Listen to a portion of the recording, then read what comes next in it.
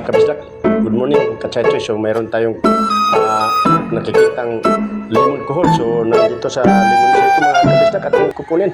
Siyempre naman, kunin na to. Marami ito. Siyempre ating lulutuin.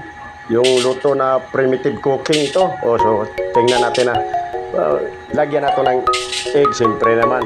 Ito, pitasin natin itong yung kuhol, lemon kuhol. Marami ito, marami. So ilagay ko ito sa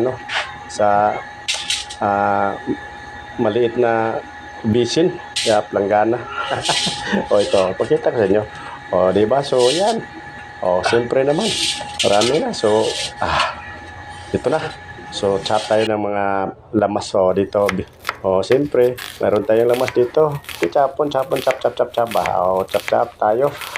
So mga kabisdak, dito na. Siyempre naman, pakita ko. Kasi yan, yung mga panglamas to. Sili, tomato, onions, at siyempre naman lagyan natin ng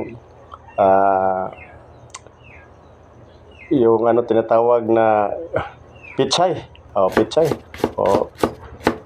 Chop. Mayroon tayong dalawang dahon ng pichay. Chop together. Ating mix ba? Mix ba? So ito na. Tapos na. At siyempre, hugasan natin na. Biyak tayo ng itlog. So tatlong itlog ating biyak sa ating lagyan ng itlog ng ating lemon coal. So dito, mikos na. Stir. Right, makikita naman. So siyempre naman, pakita sa atin para makita sa magkamaramihan ito. Mayroon pa ito. Siyempre naman, was na ito. Was ang ating kuhol. Lemon kuhol tansan. Ito. Siyempre, was para malinis. Was again.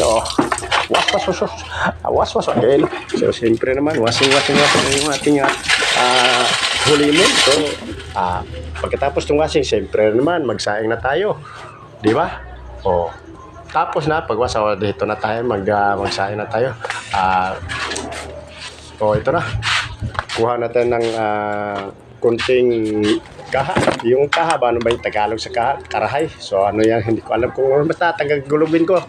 Dito na. Siyempre, atin ang pasiga na tayo. Dagkot. Siyempre, primitive ito primitive cooking ba? Parang nasa guba tayo luto. Siyempre, wala tayong ito na. Pasiga na natin. Siga na. So, gamit natin papel itong mga kahoy, mga kabistak. So, ito, mayroon na itong konting kaha. Painitin na natin. Siyempre. Yan, kita na naman. So, lagay. Siyempre, mayroon tayong oil. Kaya init naman, lagyan ng yung oil. Siyempre, oil on muna. At pagkatapos ito, ito ng ating mga lamas. So, kita naman. Yan, lamas. Tugidir. Mikos yun. Siyempre man, para makita sa lahat ba. Pagkatapos ating kainin itong pagluto, mga kachay-choy. So, yan. So, siyempre. Mix together na. At ang ating lemon kuhol. Mix together. Siyempre. Diba? So, kasali na yung mga ingredients mga kabisdak at yung mga tinatawag na asin at saka bitsin. Ito naman, doon natin ang ating itlog. Yung tatlong itlog natin ba? Yan, igig. Yan. So, tatlong itlog, igig. Yan.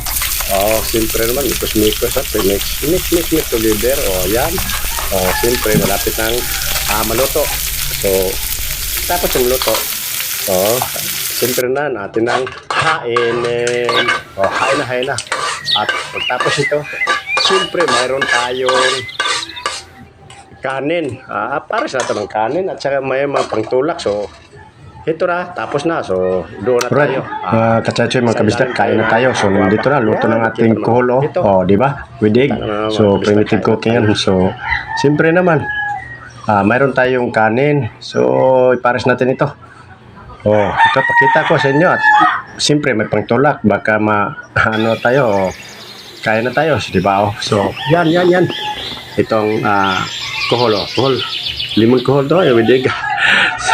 Siyempre man, sop. So, ayun na. Ipakita ko sa inyo, parang ginigigil ako sa pagkakain nito. So, ito mga kabistak, pinapakita ko sa inyo itong aking gawin kung gusto nyo mga kabistak. Siyempre naman, huwag nyo kalimutan. Paki-like and share naman. So, ito. So, right.